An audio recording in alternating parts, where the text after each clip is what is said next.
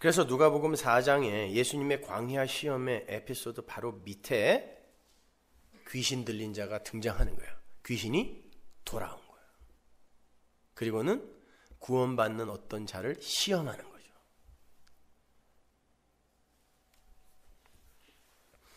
누가복음 4장 31절 보세요. 갈릴리 가버나움 동네에 내려오사 안식일에 가르치시매 저희가 그 가르치심에 놀라니 이는 그 말씀이 권세가 있음이로라. 회당에 더러운 귀신 들린 사람이 있어 크게 소리질러 가로되 아 나사렛 예수여 우리가 당신과 무슨 상관이 있나이까? 우리를 멸하러 왔나이까? 나는 당신이 누구인 줄 아노니 하나님의 거룩한 자니이다. 귀신이 이렇게 얘기해요. 마귀가 안다고요. 예수께서 꾸짖어 가라사대 잠잠하고 그 사람에게서 나오라 하시니 귀신이 그 사람을 무리 중에 넘어뜨리고 나오되 그 사람은 상하지 아니한지라. 다 놀라 서로 말하여 가로되 이 어떠한 말씀인고 권세와 능력으로 더러운 귀신을 명함에 나가는도다 하더라. 이 예수의 소문이 그 근처 사방에 퍼지니라. 요 이야기를 갖고 베레아 사람들이 귀신 쫓아내면 넘어뜨리는 거예요. 이건 그 넘어뜨리다라는 단어 아니에요. 그 사람들한테 좀 가르쳐 주세요. 막 넘어뜨리는 거 아니에요. 예수님께서 시험을 다 받으시고 갈릴리 가버나움으로 내려오세요. 갈릴리는 히브리어 가릴에서 온 단어로 돌고 돌다, 하는 일이 계속 반복되다 이런 뜻이에요. 그리고 가버나움은 히브리어 카파르나훔에서 나온 건데 카파르가 성전을 가리키고 나훔이 자기 자신을 위로하는 이런 뜻이에요. 그러니까 쉽게 풀었으면 자기 자신을 위로하는 성전. 그러니까 갈릴리 가버나움은 자기 자신을 위로하는 성전, 나를 위한 성전, 구약의 성전을 이야기하는 거죠. 구약이 쉬지 않고 되풀이되고 있는 그러한 구약의 성전, 이게 갈릴리 가버나움이에요. 이 성경의 1차 수신자인 히브리 사람들은 갈릴리 가버나움 하면 쉽게 그러한 개념을 떠올렸단 말이에요. 거기다가 그곳은 회당이었어요. 회당은 원성전에 못 가는 사람들이 모여서 하나님을 예배하고 성경을 배우고 하는 곳이에요. 교회예요. 교회. 그리고 그날은 이스라엘의 안식일이었다 그래요.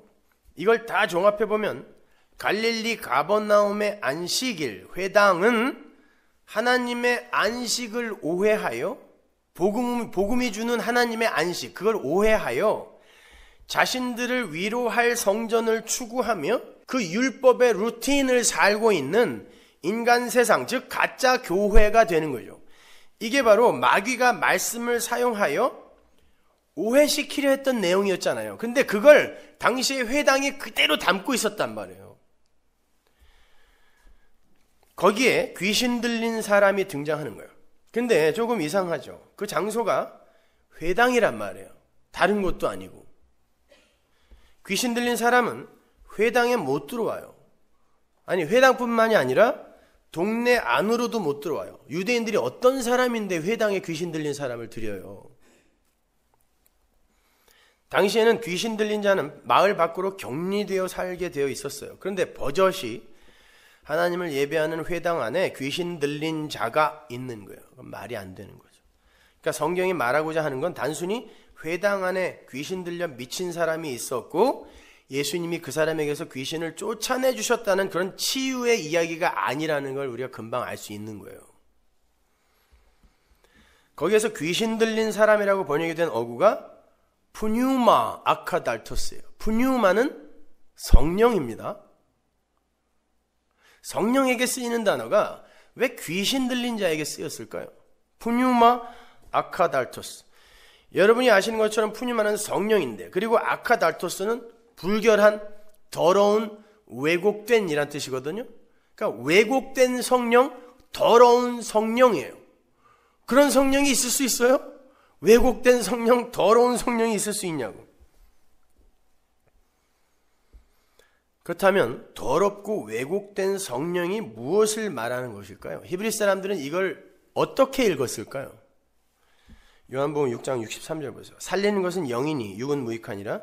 내가 너희에게 이른 말이, 로고스, 말이 영이요 푸뉴마, 생명이다 그래요. 그럼? 예? 여기 보면 육과 영이 대조되고 있어요. 성령과 마귀가 대조되는 거죠.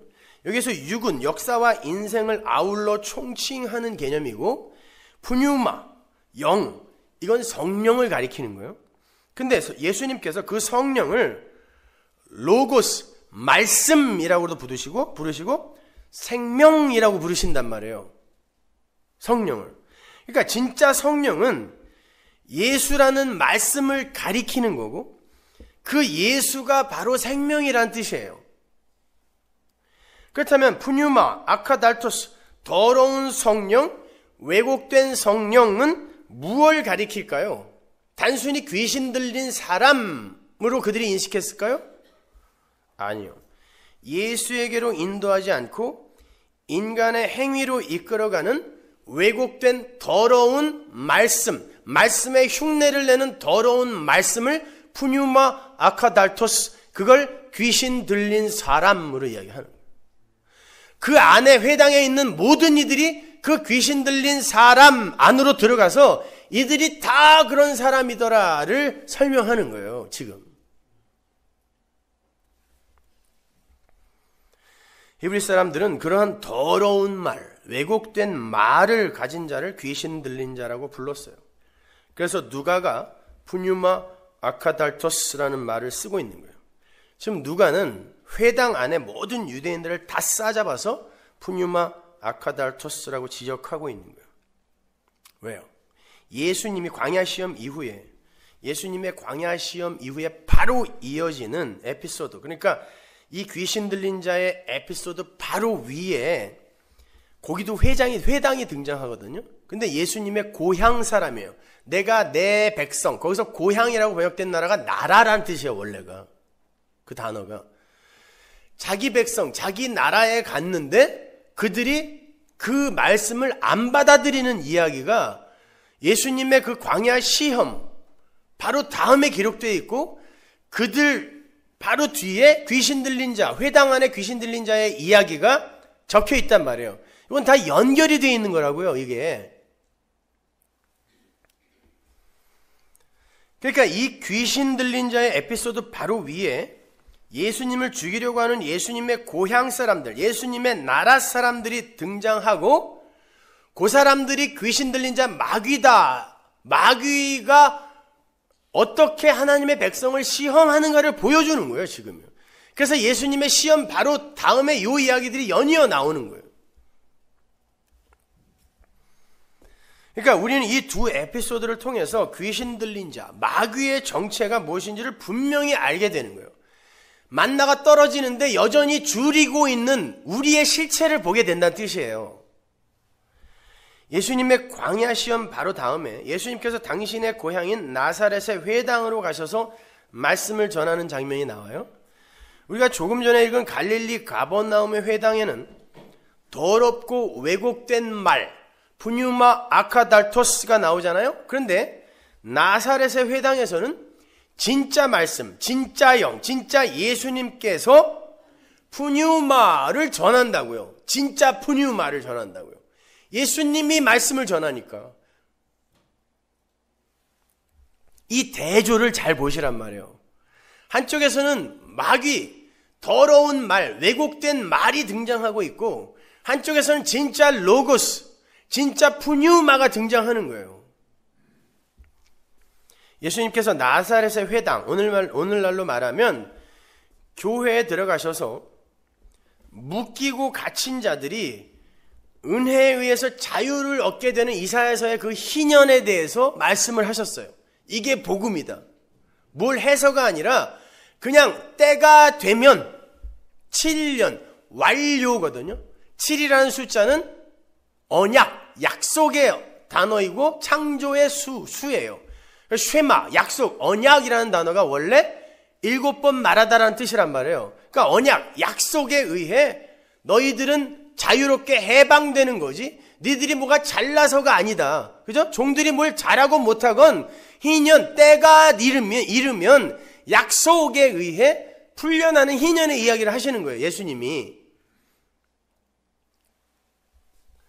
그랬더니 그곳에 있던 사람들이 어떤 반응을 보이는지 보세요. 누가복음 4장 23절. 예수께서 저희에게 이르시되 너희가 반드시 의원아 너를 고치라 하는 속담을 인증하여 내게 말하기를 우리의 들은 바 가버나움에서 행한 일을 네 고향 여기서도 행하라 하리라.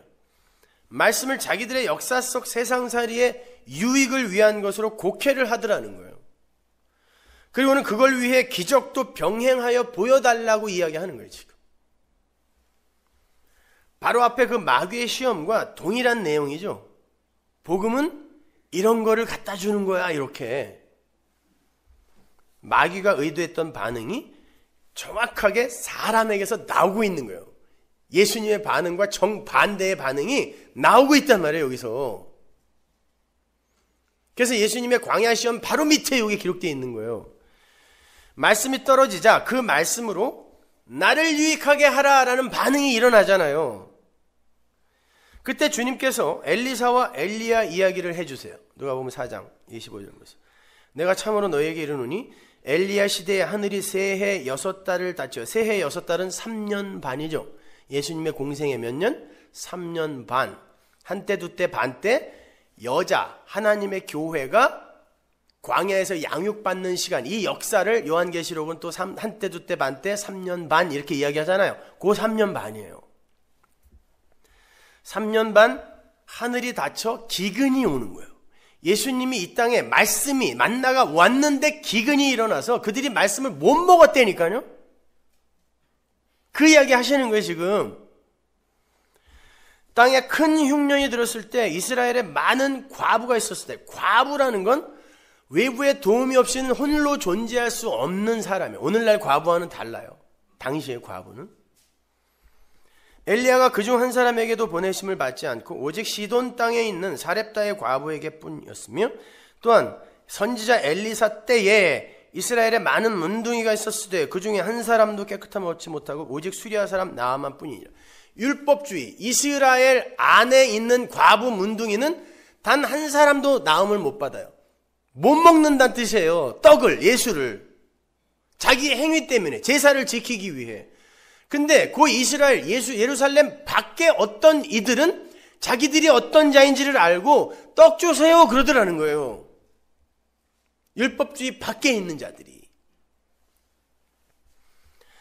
먼저 엘리야의 이야기가 나오는데 말라기에 보면 엘리야는 아버지의 마음을 아들에게 돌리고 아들의 마음을 아버지께로 돌리는, 화목하게 하는 이라는 뜻이에요. 그런 역할을 하는 게 엘리야라 그러죠. 누구예요 정확하게? 예수예요. 원래 엘리야는 예수의 모형이란 말입니다. 그 예수님의 삶을 쫓아서 작은 예수로 살게 되는 이들이 다 엘리야예요. 그래서 예수님께서 당신의 길을 예비하러 온 세례 요한, 그를 엘리야라고 하는 거예요. 예수님처럼 참수되어 죽어요. 세상 왕의 죄됨을 고발하고 죽는 거예요. 예수예요. 예수의 모형이란 말이에요. 그것이. 그거는 또 요셉에게서 나타나죠. 다른 형들의 죄를 고발하는 장자로 오는 거예요. 이건 제가 다음 시간에 알려드릴게요. 자, 요 엘리야 시대에, 그러니까 예수의 시대라고 하시면 돼요. 하늘이 새해 6달, 3년 반 동안 닫혀요. 흉년이 들어요. 기근입니다.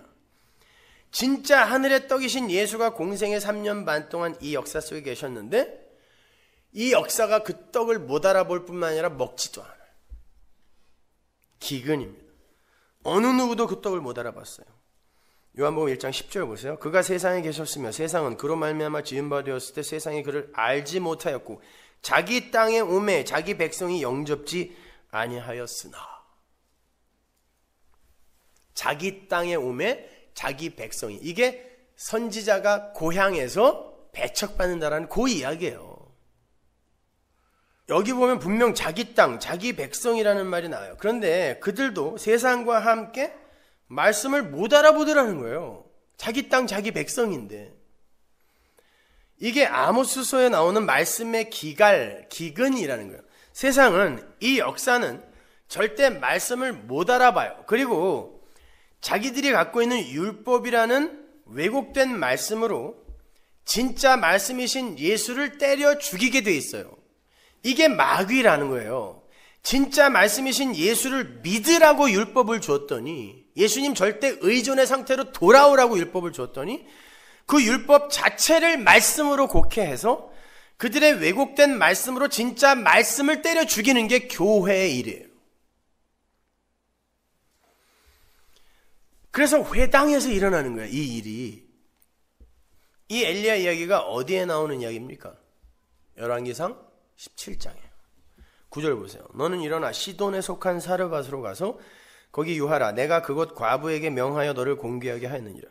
하나님께서 이스라엘에게 3년 반의 기근을 주세요. 다 굶어 죽을 판이에요. 이제 죽는 거예요, 다. 그리고는 하나님의 사람 엘리야에게 명령을 하는 거예요. 시돈에 속한 사르밧으로 가라 그래요. 히브리어로 시돈은 사람을 낚다라는 말이고 사르밧은 재련하다, 연단하다라는 뜻이에요. 이 어구를 직역하면 시돈을 위하여 사르밧 하라예요. 직역하면 시돈을 위하여. 그러면 무슨 말이야? 사람을 낚아 올리기 위해 재련하러 가라라는 뜻이에요. 이게 3년 반의 기근 동안에 성도에게서 일어나는 일이란 말이에요. 그래서 3년 반이란 말이에요. 한때 두때 반때. 율법주의의 본산인 이스라엘은 지금 기근으로 다 굶어 죽을 판이에요. 근데 자기들이 굶어 죽을 거라는 걸 몰라요, 이스라엘은. 진짜 기근이 들었는지를 모른다는 거예요, 이스라엘이. 왜? 너무 행위에 무화과 나무 잎사귀가 풍성하기 때문에 몰라요. 그들에게는 말씀이 들어갈 틈이 없어요. 그래서 기근인데 그들은 모르는 거예요. 율법주의의 이스라엘은 절대로 말씀이신 예수를 못 받아들이게 돼 있어요. 창조의 주, 그분을 못 받아들이게 돼 있어요. 그런데 그 이스라엘 밖에 황폐한 집이 하나 있어요. 거기에서 과부라고 번역이 된 단어가 직역을 하면 황폐한 집, 빈집이에요. 아무것도 없는. 그래서 누군가 도와주지 않으면 그대로 쓰러지는, 멸망당하는 빈집, 황폐한 집. 예루살렘의 화려한 성전과 대조되는 개념인 거예요. 화려한 성전, 화려한 집인 이스라엘과는 대조적으로 진짜 먹을 게 없는 황폐한 집, 빈집이 등장하는 거예요. 그 과부는 결핍이에요. 누군가의 도움을 받지 않으면 살아갈 수 없는 자기 무인의 상태를 이야기하는 거예요. 그 사람은 스스로의 힘으로 한 줌의 밀가루도 생산해낼 수가 없어요. 그래서 한 줌 남은 밀가루로 떡을 해먹고 죽어야 되겠다. 나는 이제 죽는구나 라고 스스로 자기를 바라볼 수 있는 거예요. 나는 이제 죽는구나. 내가 가지고 있는 건 고작해야 밀가루 한 줌인데 이거는 한 끼밖에 안 되는 거예요. 나는 이제 죽는구나. 오라 나는 곤고한 몸이로다를 이 여자가 지금 고백하는 거예요. 보세요. 열왕기상 17장 11절. 저가 가지러 갈 때 엘리야가 저를 불러 가로되 청컨대 네 손에 떡 한 조각을 내게로 가져오라. 저가 가로되 당신의 하나님 여호와의 사심을 가리켜 맹세하노니 나는 떡이 없고 다만 통에 가루 한 움큼과 병에 기름 조금뿐이라. 내가 나무가지 두엇을 주어다가 나와 내 아들을 위하여 음식을 만들어 먹고 그 후에는 죽으리라. 사람을 낚으러 온 하나님의 사람이 뭘 요구해요? 마지막 남은 밀가루도 갖고 와 그래요. 다 뺏어버리는 거예요. 완전한 기근으로 만들어버려요. 완전한 기근. 갖고 와. 그랬더니 이 집에 다른 곳은 다 3년 반 동안 기근인데 이 집은 양식이 끊이지 않는 풍년이 요 집에만 퍼도 나오고 요 대조가 일어나는 거예요. 다 뺏어버리는 거예요, 하나님이. 하늘의 생명, 풍성한 하늘의 생명을 받는 자는 역사 속에서 몽땅 뺏긴다는 걸 보여주는 거예요. 이스라엘은 너무 풍성하게 자기 걸 갖고 있었어요. 요 여자만 다 뺏겼어요. 요건 야곱, 즉 이스라엘의 때에 그들을 기근으로 굶어 죽게 만들어서 애굽으로 보내어 결국 모세라는 중보자를 통해 어린 양의 피를 통해 구원해 내셔서 만나를 풍성히 내리시는 출애굽의 이야기를 다시 작은 에피소드로 그려내고 있는 거란 말이에요, 이게요. 성경은 다 구원의 이야기, 예수의 이야기, 십자가 이야기밖에 없다 그랬잖아요. 그러니까 굶주림, 말씀을 온전히 이해하지 못하고 자신들의 시간과 생명을 모으고 쌓기 위해 고군분투하다가 결국 난 도저히 불가능한 사람이 맞구나. 이제 내 에너지로 살던 삶은 밀가루 한 줌밖에 남지 않은 바닥의 삶입니다. 저는 죽을 수밖에 없는 사람입니다. 라는 요 고백을 하게 하는 그 진짜 굶주림의 삶은 복된 굶주림의 삶이 되는 거예요. 그래서 예수님이 그 흉년을, 그 굶주림을 메가스라는 단어를 써서 큰 흉년이라고 개역성경은 번역했지만 위대한 흉년이라는 뜻이에요. 거룩한 흉년, 위대한 기근. 구원을 위한 흉년, 구원을 위한 굶주림. 아, 나는 아닌 거구나.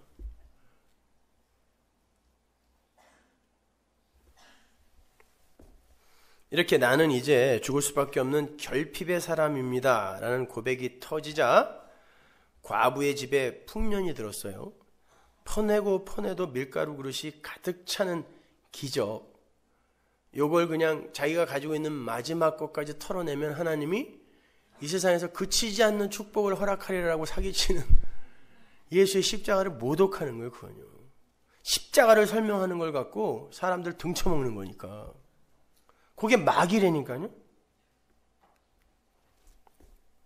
요게 하늘의 양식이다를 보여주는 거예요. 보세요. 화려한 성전을 자랑하던 이스라엘은 정작 기근으로 죽어가고 있고, 황폐한 집, 빈 집에서 가진 것 다 뺏긴 과부는 영원히 그치지 않는 양식을 받아요. 그런데 그런 하늘 백성들의 이 역사 속 인생이 그리 호락호락하지 않아요. 어떤 일이 일어납니까? 과부가 낳은 육적 자손이 죽어요. 그리고는 하나님의 사람이 보낸 그가 생기를 불어넣은 새 아들이 살아오는 거. 이게 모리아산에서 이삭, 자기가 낳은 육적 이삭의 심장에 칼을 꽂는 아브라함의 이야기와 똑같은 이야기. 십자가로 말미암아 살아나는 거예요. 근데 그 십자가를 그가 이 역사 속에서 그대로 살더라는 거예요. 자기가 내놓는, 떡으로 내놓는 모든 행위를 부정당하는 거예요. 그리고는 하나님이 살려주는 새로운 후손, 예수로 사는 거예요, 이 사람이요. 예수님이 회당에서 그 이야기를 한 거예요, 지금.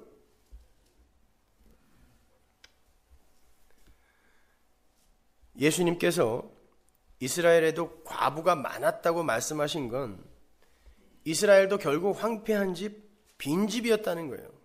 근데 그들의 자인식은 사렙다 과부와 많이 달랐던 거란 말입니다. 그들은 외부의 도움이 없으면 절대로 존재할 수도 없고 생명을 존속할 힘도 없는 자들이었어요. 그럼에도 그들은 하나님의 도움이 없이도 자기들의 힘으로 제사와 율법을 통하여 스스로의 생명, 그 시간을 윤택하고 풍요롭게 만들어낼 수 있다고 믿었다고요. 아니요, 하나님은 그 시간이 낳은 후손을 죽인다니까요. 역사가 만들어낸 결과물을 죽여요. 그리고 하나님의 생기로 살아나는 새 사람을 살리는 거예요. 말씀이신 예수를 받아들일 수가 없는 자는 죽는 거예요. 여러분은 지금 예루살렘 거민으로 살고 계세요. 그 떡을 에너지 삼아서 우리도 뭔가 할 수 있다라고 그렇게 떡으로 살고 계세요. 예루살렘 거민으로 살고 계세요. 아니면 황폐한 집, 빈 집, 하나님의 은혜가 아니면 오늘이라도 죽을 수밖에 없는 과부로 살고 계십니까? 여러분의 자인식이 어떠냐고 묻고 있는 거예요, 지금. 가능성, 인간의 자존심 여전히 붙들고 계세요? 그게 마귀예요. 푸뉴마 아카달토스, 가짜 성령, 가짜 말씀. 마찬가지예요. 나만의 이야기를 꺼내시면서 이스라엘에 문둥병자가 많다 그러죠. 이스라엘이 문둥병자다는 뜻이에요. 근데 아무도 안 오더라는 거예요. 왜? 자기가 문둥병자인지 아는 놈이 하나도 없더라는 거예요. 이스라엘에. 왜? 잘하고 있었거든요. 열심히 율법 지키고 제사 지내고 있었거든요. 하나도 안 오더라는 거예요.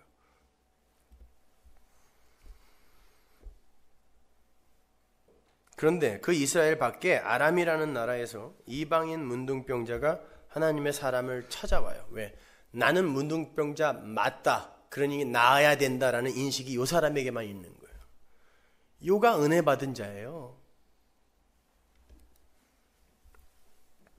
나아만은 아람 왕의 편지를 이스라엘 왕에게 전달하죠. 근데 이스라엘 왕은 이스라엘 전체의 대표죠.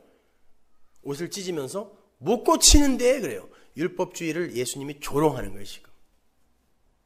이스라엘 왕이 문둥병자 하나가 왔는데 우리는 못 고치는데 그랬다니까요. 율법으로는 안 된다는 거 보여주는 거예요. 거기에 엘리사가 개입을 하죠. 왕궁 밖에 엘리사가 멀리 서서 말씀을 던져요. 뭐라고? 요단, 흐르다라는 뜻이죠. 요단에 들어가 7번 담궈라. 7번이 무슨 수? 언약, 약속의 수예요. 너는 말씀에 의해, 언약에 의해 깨끗해질 수 있다라는 걸 요 나하만이 알아듣는 거예요. 어떻게? 믿음으로 구원받는 이야기예요. 내가 문둥병자 맞습니다 라는 고자가 하나님의 은혜로 약속 안에서 구원받는 거. 그게 엘리사 이야기예요. 그러니까 엘리사 이야기를 이스라엘 회당에서 율법과 제사를 열심히 붙들고 있는 그들에게 해버렸으니 그들이 예수님을 어떻게 취급했겠냐고요. 그 이야기 하는 거예요. 마귀, 더러운 푸뉴마 아카달토스, 가짜 말이 진짜 말, 복음이 떨어지자 어떻게 충돌이 일어나는가를 보여주는 거란 말이에요.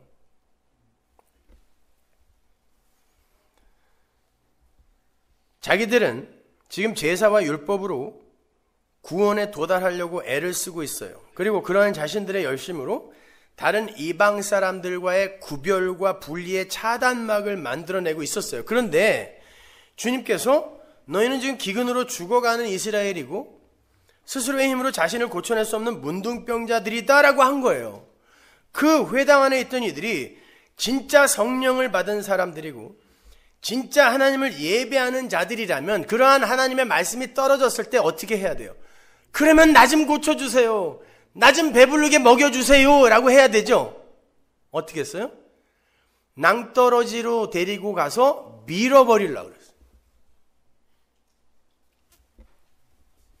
이게 마귀라는 거예요.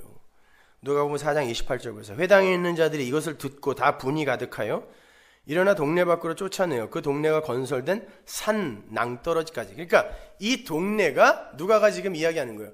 산 위의 동네다라고 하죠. 히브리 사람들에게 있어서 산 위의 동네는 예루살렘이었어요. 그래서 등불을 켜서 높이 올리면 산 위에 있는 마을이 반드시 드러나게 된다라는 말이 빛이신 예수가 확 비추면 살짝 자기를 위장하고 있던 율법주의를 위장하고 있던 예루살렘 율법주의 바리새인들의 실체가 드러난다는 뜻이거든요. 그게 요 산 위의 동네가 여기 나오는 거예요. 끌고 가서 밀쳐 내리치고자 하되 예루살렘 율법주의 그들이 성전이죠. 거기가 성전이 있던 자들이잖아요. 구약 자리잖아요. 구약의 성전. 거기서 밀어버리려고 해요. 나가라는 거예요. 우리 포도원에 너 같은 돌은 필요 없어. 그리고 계속 하나님이 모퉁이 돌로 준 걸 포도원 밖으로 내보내는 거죠. 히브리 사람들은 선악과를 그려보세요. 그러면 포도를 그립니다, 여러분. 우리는 복숭아나 사과를 그리지만 그래서 포도원 밖이라는 건 율법주의 밖으로 계속 던져버리는 거예요. 선악과 밖으로 던져버리는 거예요. 그래서 성경에 포도밭이 그렇게 자주 나오는 거예요.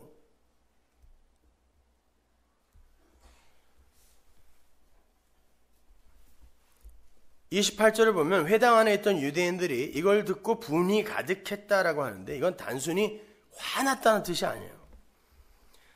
거기에서 이것 타우타가 지칭하는 게 예수님의 말씀이거든요. 예수님의 말씀이 교회에 떨어지자 분이 가득했다는 건데 이 분이 가득했다는 어구가 헬라어 원어로 보면 에플레스테산 판테스디무거든요. 에플레스테산은 성취되다 완성되다라는 뜻이고 디무는 열정, 욕심이라는 단어예요. 그런데 어떤 열정인가 하면 희생 제사를 지키는 열정이에요. 여기 쓰인 헬라어 디모스가 두시아라는 단어에서 파생된 건데 이 두시아라는 단어가 희생 제사예요. 분리하다, 희생 제사, 깨다. 그러니까 진리를 둘로 깨버리는 거예요. 이게 희생 제사예요. 진리는 하나란 말이에요. 근데 인간들은 그걸 항상 깨죠. 분리를 만들어서 차등, 상급 이런 걸 이야기하는 게 인간들이란 말이에요. 왜? 인간들의 열심과 노력은 같이 있으니까. 하나님의 진리는 약속인데, 그래서 약속을 깨다라고 이야기하는 거예요. 우리가 약속을 깨다. 그러니까 하나님의 말씀, 복음이 떨어지게 되면 세상이 그 복음을 알아듣고 회개를 하는 게 아니라 자기들의 행위, 즉 희생 제사를 지키고자 하는 아담들의 욕망과 열정이 오히려 확고해지더라. 이걸 분을 내다라고 번역을 해놓은 거예요. 희생 제사, 자기들의 율법, 행위를 지키려고 하는 인간들의 그 열정, 노력이 더욱더 확고해지더라. 성취되더라. 완성되더라. 이런 뜻이에요. 진짜 말씀이 떨어지니까.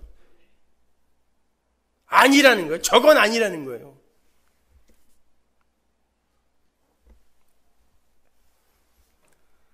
그게 예수님을 동네 밖으로 데리고 나와서 밀어 떨어뜨려 버리는 그런 모습으로 드러나는 거예요. 예수님이 산 위의 동네 예루살렘에서 사람들에 의해 떠밀려 죽는 모습인 거죠. 근데 예수님을 못 죽여요. 아직 십자가 지실 때가 안 됐거든요. 요 날이 안식일이었어요.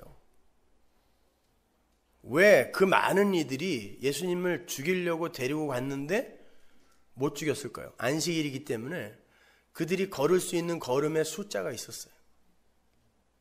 율법으로 예수를 죽이려고 끌고 갔는데 조금만 더 가면 밀면 되는데 다 온 거예요, 이제. 못 죽인 거예요. 그러니까 예수님이 그들 가운데로 갔다 왔는데 이게 제 길로 가셨다라는 거예요. 예수님은 그 은혜의 길로, 율법이 그를 죽이려고 할 때 끝까지 제 길로 가시더라.